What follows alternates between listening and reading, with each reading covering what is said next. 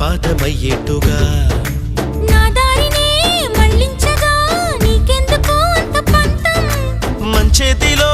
ఉంటే కదా ప్రేమించడం మానటం